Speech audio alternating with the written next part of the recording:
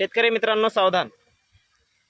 जनावराला माशा चावतात म्हणून आपण धूर करतो, पण तीच केलेला धूर आज 2 बैल आणि 1 वाघारीच्या जीवावर बेतलेला आहे. रात्रीची गोष्ट अशी झाली की आमच्या गावातीलच गोष्ट आहे. रात्री त्यांनी जनावराला माशा चावल्यात म्हणून धूर केला आणि बैलाच्या समोर शेजारी ठेवला. 2 बैल आणि 1 वाघार होती कोट्यामध्ये बांधलेली, आणि धूर करून ते कुलूप लावला आणि घराकडे निघून गेले. रानामध्ये बैल होते, कोट्यामध्ये बांधलेले होते. मग ते समजा बैलाला पायाला वगैरे पोळला असेल किंवा काहीतरी झालं असेल समजा जवळ ठेवल्यामुळं.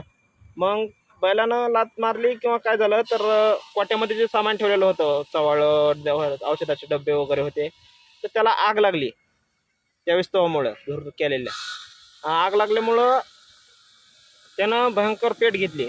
पेट अशी घेतली की 2 बैल आणि 1 वगार ते हरपळून भाजून जागीच त्यांचा जीव गेला.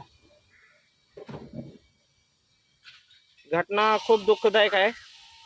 तरी पण सगळ्या शेतकऱ्यांना विनंती आहे की बाबा, जेव्हा बी समजा आपण जनावरांपाशी धूर करतो किंवा काही करतो, तर काळजी एवढीच घ्या की जेव्हा आपण तिथं उपलब्ध असतो, जेव्हा आपण तिथं त्या टायमापर्यंत ते त्याच्यावर नजर असावी. ते मुख्य जनावर आहे, त्याला काय समजा माहीत नसते काय व्हायला काय नाही, कळत नाही.